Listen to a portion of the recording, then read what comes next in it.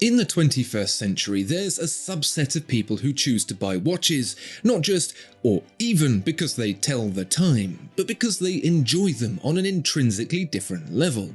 Is that enjoyment a byproduct of the modern consumer lifestyle, or does it go deeper? Is the happiness achieved by buying watches real or just an illusion? And can buying a cheap watch make someone just as happy as an expensive one?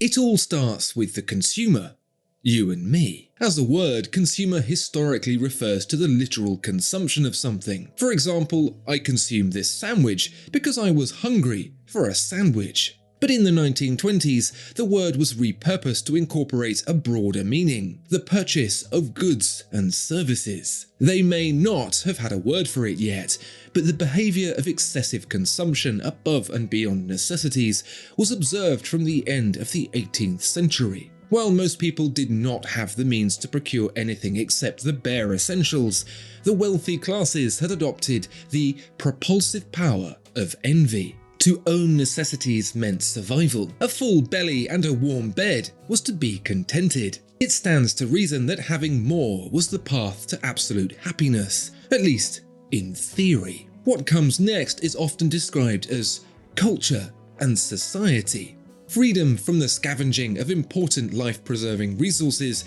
is time to pursue art and fashion. What even is fashion? On the one hand, it's an endless cycle of unnecessary decoration. On the other, it's belonging, identity, representation, a visual map of the great powers and people that have come before and will continue to live on in our brains and books. From Tutankhamun's mask to Marilyn Monroe's white dress, the consumption of fashion has added life and colour to generation after generation of people. It's a fundamental part of being human. The word that often sits alongside consumerism is materialism, which defines a tendency towards inanimate material goods over spiritual ones. Some people and some cultures even go so far as to renounce all material goods as an alternative to the pursuit of happiness, because that's what it's ultimately about: upgrading contentment to full-blown happiness. It's very apparent as a greater proportion of the world has the time and resource to look beyond survival that consumerism appears to be the favourite for taking that next step towards happiness. Can buying things you don't really need make you happy? To me, that statement is as broad and ridiculous as asking, does food taste nice? Aside from personal preference, there's a myriad different reasons why food may or may not taste nice. The context, the company, the presentation, the time of day, and whether or not you saw a fly land on it can all impart a different experience that determines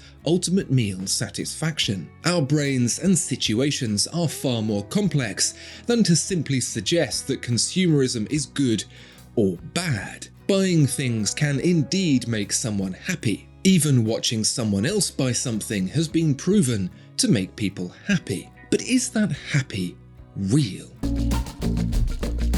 Since I mentioned food, I'm now hungry, so let's stick with that as an analogy for a little longer. Have you ever shopped hungry? You end up buying a whole load of stuff you really didn't need and probably don't even want. Tear into whatever's at the top of the bag when you get home, and all of a sudden your outlook on the rest of it is tarnished. We have the power to buy things that augment our happiness, but we also have the stupidity and impatience to think that buying things will make us happy regardless, and that stupidity can be exploited. When the term consumerism was coined, there were two halves of the conversation. One was wary, concerned about the impact a consumer-driven market could have on the well-being of people, and the other was eager, keen to exploit the vulnerabilities of the human brain to yield successive sales growth of consumer items. Consumption economist Hazel Kirk championed the notion of a high standard of living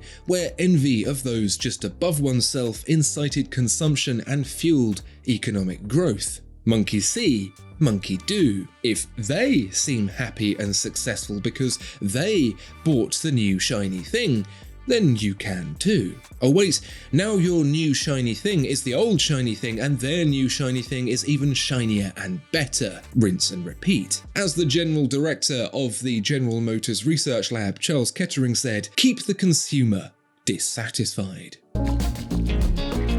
It's not the destination, it's the journey. I'm sure you've heard that one before, but what does it mean, really? I mentioned earlier how context could change a meal experience. Would a Michelin star meal taste better at home alone than a McDonald's eaten in the company of friends? The journey is a synonym for context, for patience and for people. We humans have a tendency for oversimplifying because it's easier on the brain and uses less energy. Time spent learning and sharing that experience with others creates a sense of fulfillment and reward when that knowledge is put to use.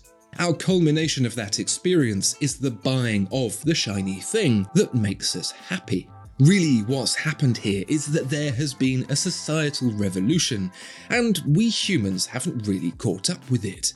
Our evolution rewards us for efforts that benefit the group, but really we don't need to expend effort fighting for survival anymore, and so we have augmented those behaviours with consumer ones instead. These behaviours are essentially the same, gathering resources like information and sharing them with our group, achieving greater success and therefore status amongst our peers. But now our trophies are rather more superficial. Our brains, however, don't really seem to know the difference. So as long as the pursuit of consumer products fulfills that same evolutionary process of expending effort through the pursuit of the knowledge and the resource required to accumulate it, and as long as the journey involves an interaction with other people who are engaged and rewarded by your pursuits, then yes, the happiness is real. The process may be artificial, but the happiness is real.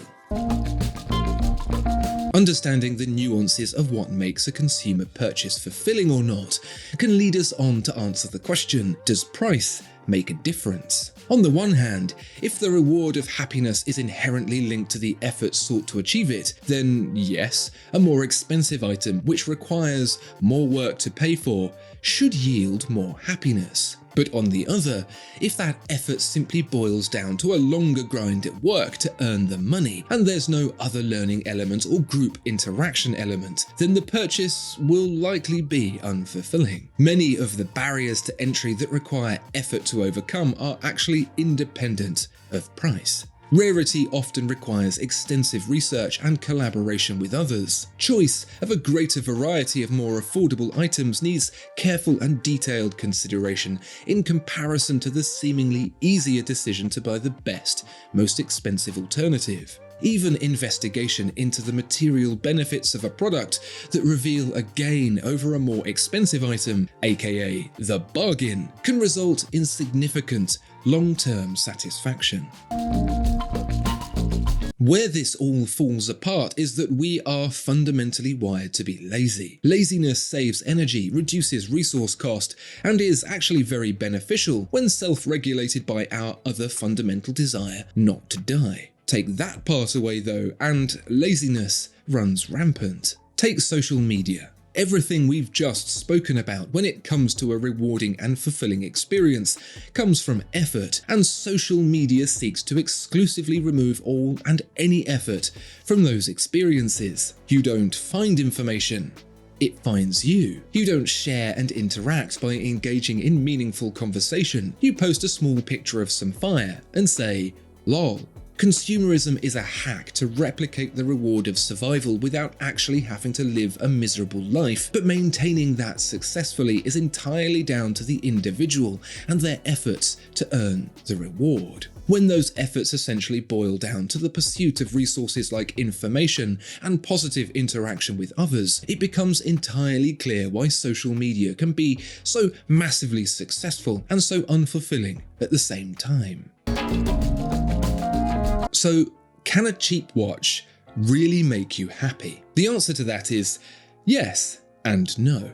No, a cheap watch in isolation cannot make you happy. It's an inanimate object with little to no purpose in your life. Compound the experience of buying it with a fulfilling journey, however, that incorporates research, sentimentality, human interaction, and betterment of yourself and others, and you'll find it a rewarding trophy to claim at the end of that journey. When you look at it and when you wear it, the happiness you feel won't be because it itself can generate happiness, but because it serves as a reminder of the interesting things you learned, the people you spoke to, and of course, the resources you saved over a more expensive alternative.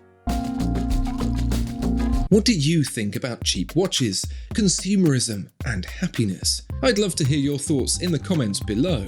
If you enjoyed the video, I'd be really grateful if you liked and subscribed.